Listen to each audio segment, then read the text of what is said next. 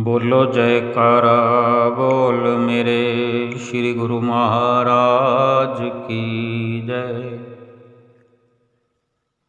सभी गुरुमुख प्रेमियों से सप्रेम जय सच्चिदानंद।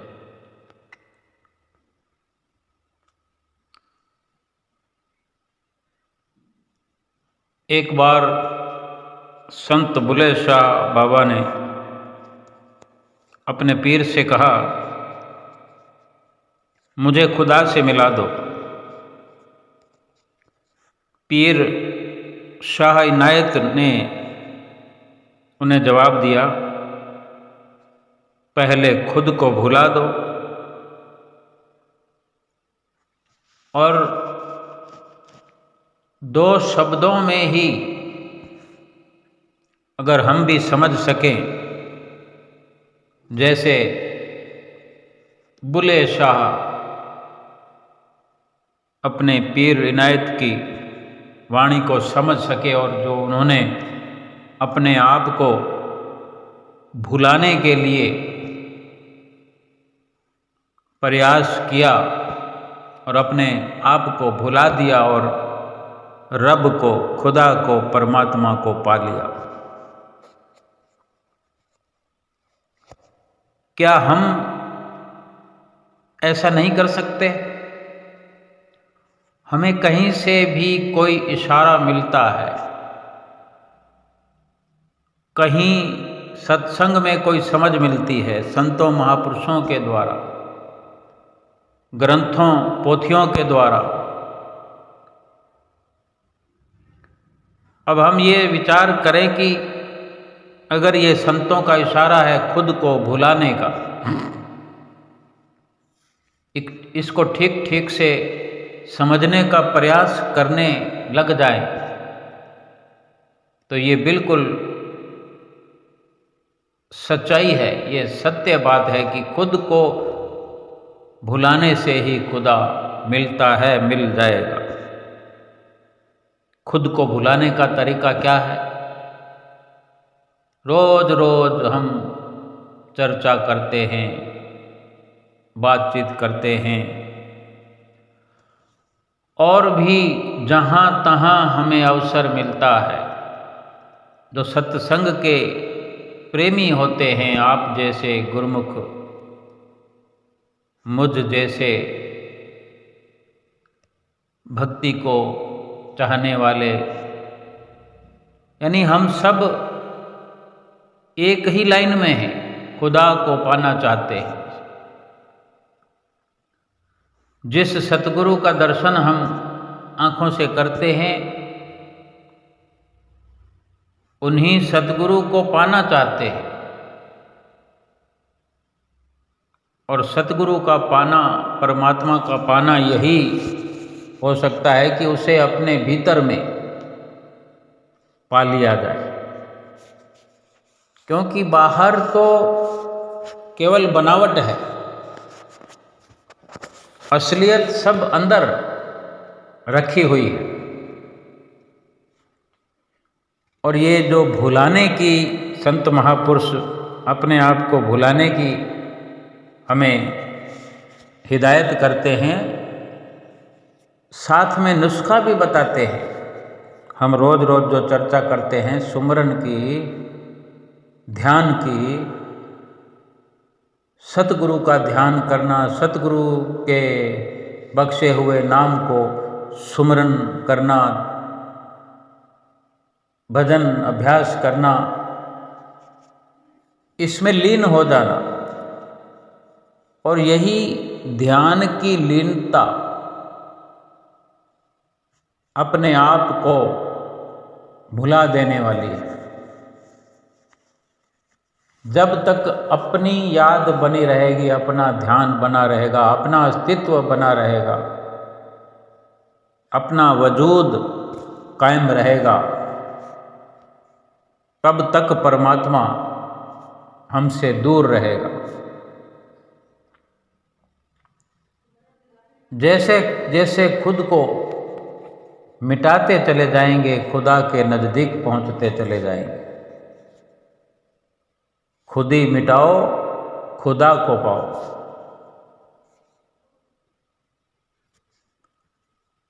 और प्रभु से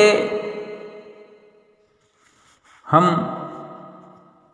हर वक्त फरियाद करें, जब भी सुमरन में बैठें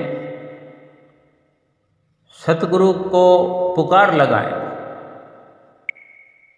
सतगुरु से बातचीत करें, उन्हें बुलाएं, उन्हें हाजिर होने के लिए प्रार्थना करें और शुक्राना करें। ये कहीं से भी हमें सत्संग की प्राप्ति होती है, सत्संग के वचन सुनने को मिलते हैं, भगवान को, खुदा को, परमात्मा को, सतगुरु को पाने की जो प्रेरणाएं मिलती हैं, ये उस दातार की मेहरबानी नहीं तो क्या है, ये उस परमपिता परमेश्वर की कृपा ही तो है। ये समझने की हमारी अपनी निर्भरता है, ये सब हम पर निर्भर है कि हम कितना गहराई से समझ पाते हैं या समझ पाने की कोशिश करते हैं, कितना फिर अपने आप को भुलाने की कोशिश करते हैं, कितना भुलाने में सफल होते हैं। जो गुरुमुख प्रेमी भजन सुमरन करते हैं वो इसीलिए करते हैं, वे खुद को भुलाना चाहते हैं। बेशक इस बात का ठीक से हमें स्वयं को इल्म ना हो कि हम अपने आप को भुलाने के लिए सुमरन करते हैं, लेकिन ये तो सच्चाई है कि वो अपने भीतर, अपने घट में परमपिता परमेश्वर का, सतगुरु का दीदार करना चाहते हैं, सतगुरु से मिलना चाहते हैं, अपनी आत्मा का कल्याण करना चाहते हैं। ये तो निश्चित बात है। लेकिन इसी प्रकार से थोड़ा थोड़ा विस्तार होता जाएगा। इन तथ्यों को समझते हुए, इन बारीकियों को समझते हुए हम उलझनों को अपनी सुलझाते हुए बड़ी आसानी से सतगुरु का दीदार कर पाएंगे, अपने आप को भुला पाएंगे। अपने सतगुरु को सुमरन में बैठे हुए पुकार लगाएं, चलते फिरते उनसे गुहार करें, शुक्राना करें कि हे दातार, आप जो कभी कभी किसी के द्वारा भी मुझे समझा देते हो, किसी सत्संग के माध्यम से, किसी इशारे से मेरे अंदर समझ पैदा करते हो, इसमें आपकी ही कृपा भरी हुई है, क्योंकि आप चाहते हो कि मुझ में पूरी नम्रता भरपूर हो जाए और हर छोटे बड़े में मैं आपको देखने लगूं। सुमरन के साथ साथ ये बहुत सी सूक्ष्मताएं हैं, बहुत सी बारीकियां हैं, भेद हैं, कुछ राज हैं। पूरा जीवन भर हमने ये समझते रहना होगा। हम हर किसी में कैसे उस परमात्मा को देखेंगे, जब ये समझ लेंगे कि हर किसी के अंदर उसी परमात्मा का नूर है, जो परमात्मा मेरे भीतर है वही सबके भीतर है। तो जिससे भी व्यवहार करूं मैं, सबके अंदर आपको महसूस करूं। ये सतगुरु से हम फरियाद करें, अकेले बैठे हुए, उठते बैठते चलते फिरते सतगुरु से फरियाद करते हुए भी कहीं ना कहीं हम अपने आप से बात करेंगे, अपने आप को समझाएंगे, अपने आप से ये समझ जो है गहरी करते हुए, अपने इस बढ़ते हुए ज्ञान से और पहले से ऊपर उठते हुए सतगुरु की नज़दीकी प्राप्त करेंगे। हमें ये फरियाद करते रहना चाहिए। कि मैं सब में आपको देखूं, आपकी मौज में प्रसन्न रहना सीखूं, प्रसन्न रहने लग जाऊं, खुद को कुछ भी न समझूं। ये जो हम जब से आए हैं दुनिया में, कुछ ना कुछ हम ये ढिंढोरा पीटते रहे हैं कि मैं ये हूँ, मैं वो हूँ, मेरा नाम ये है, मेरी जाति ये है, मेरा बिजनेस ये है, मेरा घर ऐसा है, मैंने ऐसे अपने बिजनेस को बनाया, मैंने घर को ऐसे बनाया, मैंने ऐसे ऐसे रिश्ते किए। ये अपना बखान जब तक हम बंद नहीं करेंगे, अपनी महिमा का गायन, अपने गुणानुवाद जब तक बंद नहीं करेंगे, तो प्रभु के गुणवाद नहीं कर सकते। ये बाहरी जिह्वा का गुणगान ही प्रभु को पाने में हमें सफल नहीं कर सकता। दिल की गहराइयों से, अपने हृदय की गहराइयों से हमें ये मानना होगा, समझना होगा कि मैं कुछ नहीं हूँ। इसलिए प्रभु से जो प्रार्थना इस प्रकार की हम करते हैं या करते रहेंगे, तो हम स्वयं इस आवाज़ को महसूस करेंगे अंतर हृदय की गहराइयों से। फिर जहाँ से अपने गुणानुवाद का, अपनी महिमा के बखान का जो विचार उठता है, जो ख्याल उठते हैं, वो ख्याल उठना बंद हो जाएंगे।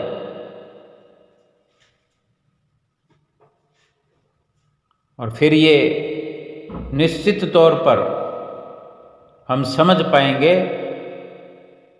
कि वास्तव में मैं कुछ भी नहीं हूँ, मेरा अस्तित्व कुछ नहीं है। मैं अपने अस्तित्व को भुलाने के लिए भजन सुमरन करता हूँ। बेशक ये सतगुरु की आज्ञा की पालना में हम भजन सुमरन कर रहे हैं, करते हैं,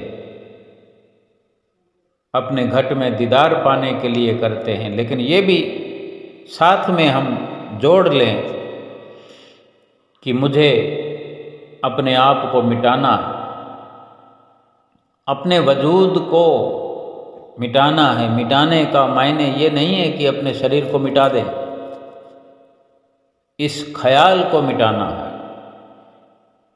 इस जाहो जलाल को मिटाना है जो भारी भरकम हम अपने भीतर ये नजराना हर वक्त बनाए रखते हैं कि मैं फलां व्यक्ति हूँ, मेरी फलां पोजीशन है, मेरी ये क्वालिफ़िकेशन है,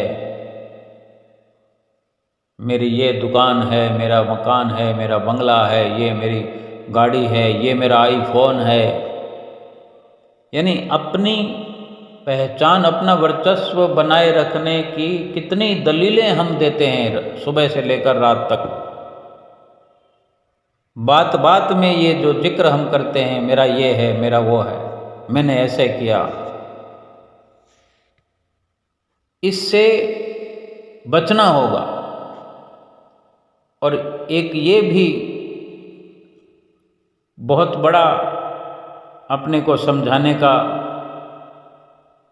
जरिया हो सकता है कि हम अधिक मेल जोल जो है उसको कम करें, अधिक वार्तालाप कम करें। मिलना मिलाना कम होगा तो ये डींगे मारना भी हम कम कर देंगे अपने आप, जब बोलेंगे नहीं।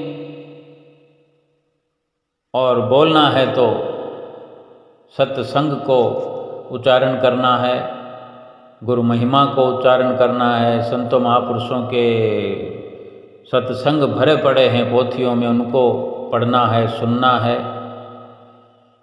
तो धीरे धीरे ये निखार आएगा। हम ऐसे सतगुरु से जो अपने हृदय से पुकार करेंगे,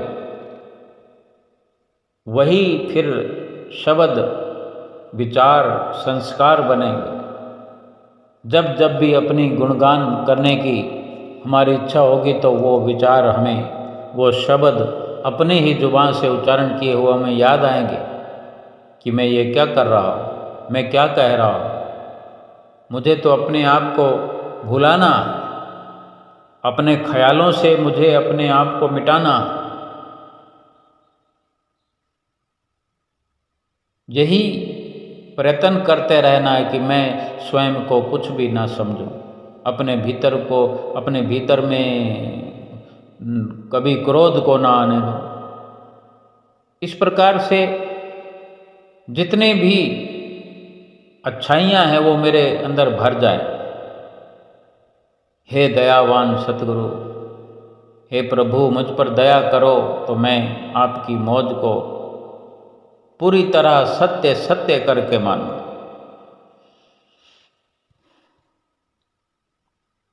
ये सब कहने की इसलिए भी जरूरत है कि हम विचार कर सकते हैं कि संसार के नाशवान पदार्थों में किस तरह हम मुब्तिला हैं, किस प्रकार दिल लगाया हुआ है हमने। हम अपने वजूद को कैसे मिटा सकेंगे, अपनी पहचान को कैसे मिटा सकेंगे और प्रभु की सतगुरु की पहचान कैसे उजागर करेंगे, कैसे उनसे मिलना होगा, कैसे उनका दर्शन होगा, दीदार होगा, कैसे वजूद अपना मिटेगा। खुद को ना भुला पाएंगे ना खुदा को पाएंगे। ये प्रभु से सारी प्रार्थना करें कि मैं देखता हूँ कि संसार के सारे पदार्थ नाशवान हैं, फिर भी मैं इनसे दिल लगाता हूँ और जो सत्य स्वरूप परमात्मा है उसको हृदय में नहीं बसाता हूँ, संसार के ये झूठे क्षणभंगुर पदार्थों को बसाता हूँ। मन का लगाव तो जीवन की ओर होना चाहिए और जीवन है परमात्मा। संसार तो मृत्यु है, जो मिटने वाला है, मिटने वाले से अगर प्रीत करेंगे तो मिट जाएंगे, रहने वाले से प्रीत करेंगे तो रह जाएंगे, बचने वाले से प्रीत करेंगे तो बच जाएंगे। मन का लगाव होना चाहिए जीवन में, जीवन की ओर।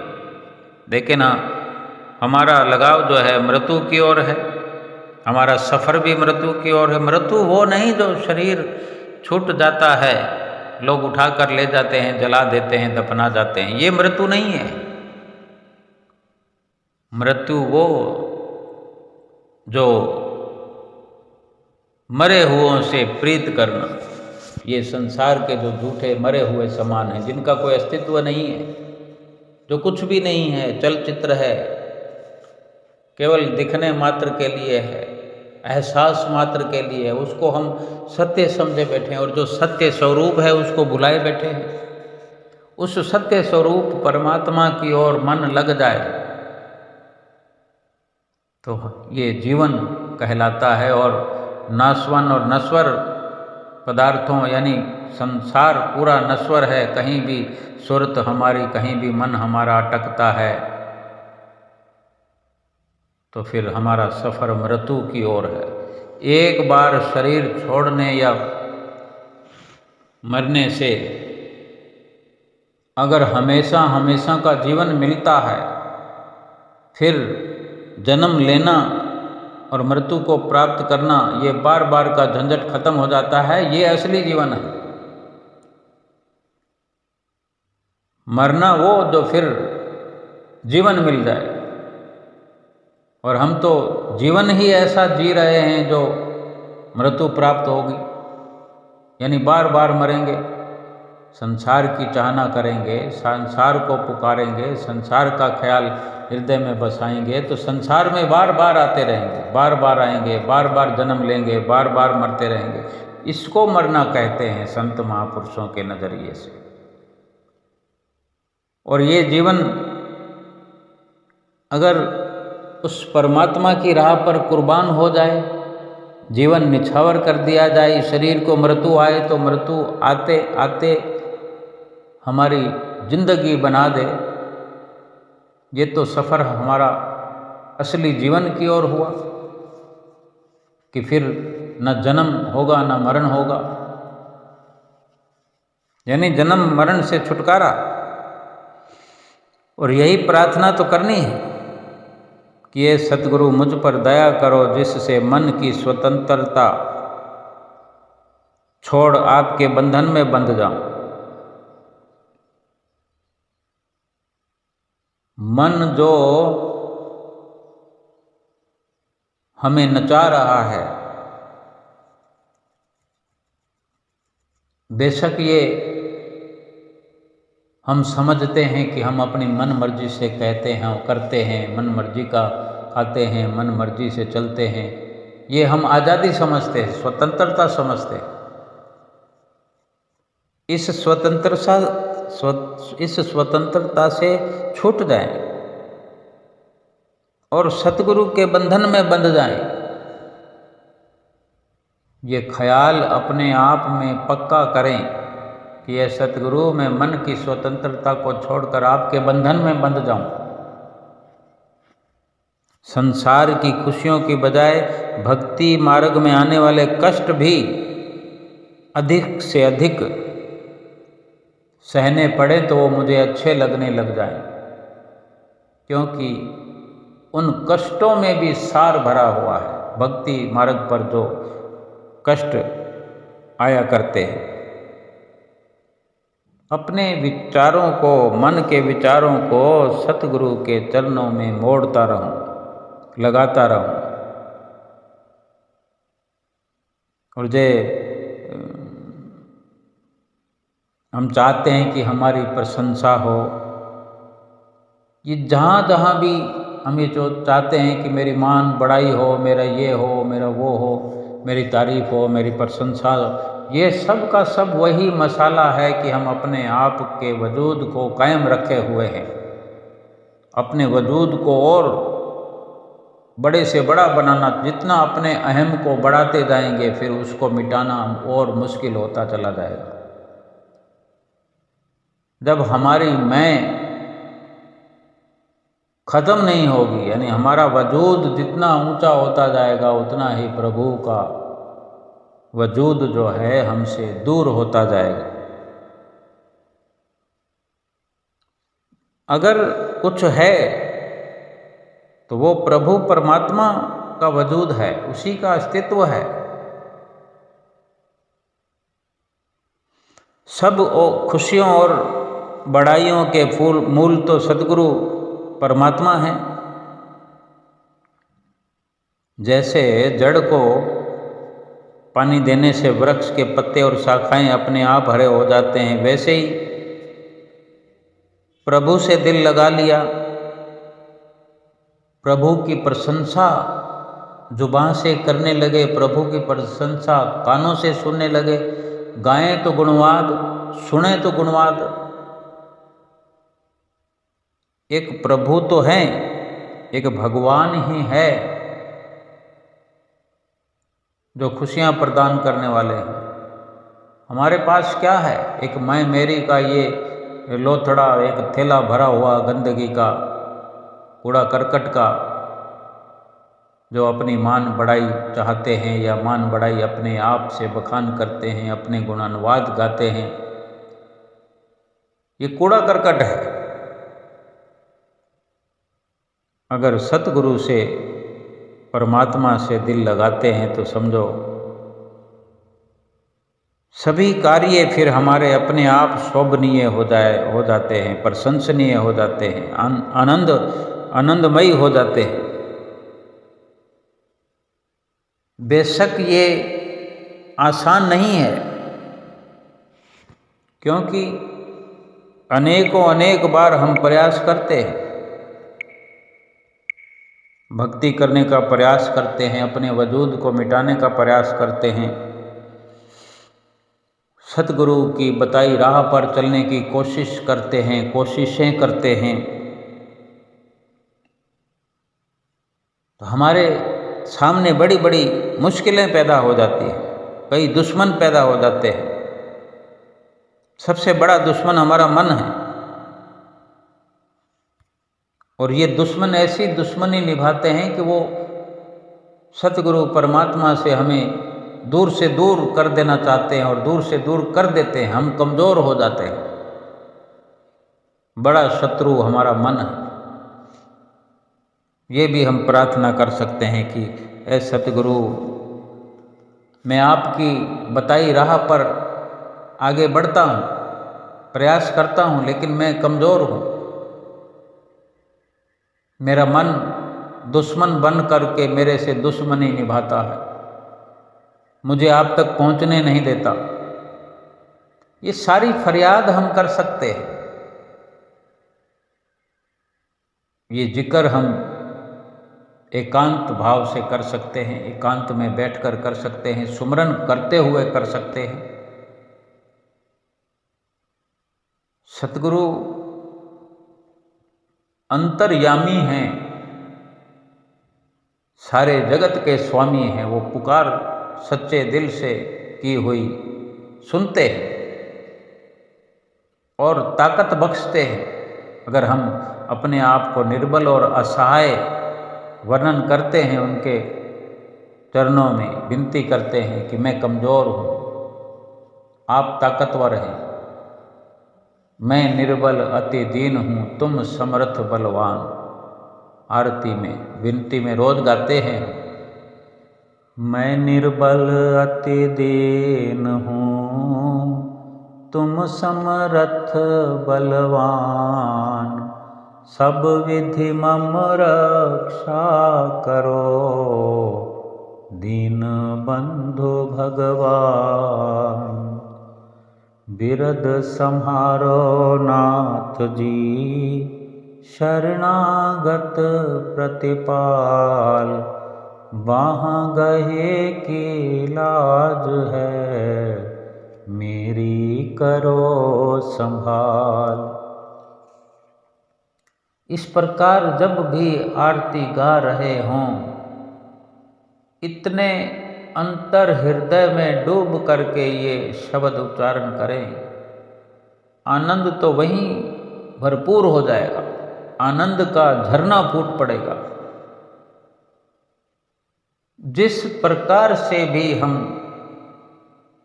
सतगुरु के चरणों में पुकार रखें, अपने आप को नीवा, छोटे से छोटा, विनम्र से विनम्र बनाते जाएं, हम अपने मिटते हुए वजूद को देख सकेंगे, महसूस कर सकेंगे। और जहाँ मिटते हुए वजूद की हम बात करते हैं, वो ये एक इशारा है कि वजूद सतगुरु का नज़र आने लगेगा।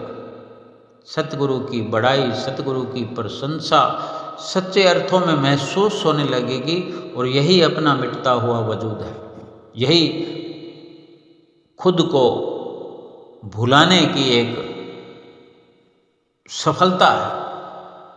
और इस प्रकार से अगर हम कर पाएं, इस प्रकार से चल पाएं, इस प्रकार से रह पाएं, तो ये मन रूपी शत्रु भी हमारा मित्र बन जाएगा। ऐसा मित्र बनेगा कि सारे काम हमारे बैठे बिठाए कर देगा, क्योंकि ये मन जो है दूर दूर तक भागता है। सतगुरु के दर्शन भी घर बैठे हमें कराएगा, सतगुरु का आशीर्वाद भी बार बार हमें दिलाएगा, सतगुरु की प्रसन्नता दिलाएगा। और फिर अपना कुछ भी नहीं रह पाएगा।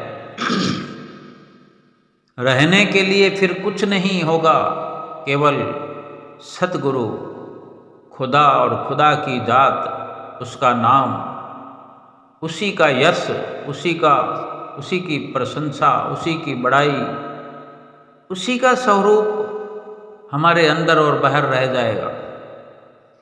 और जहाँ हमने अपना वजूद मिटाया कि फिर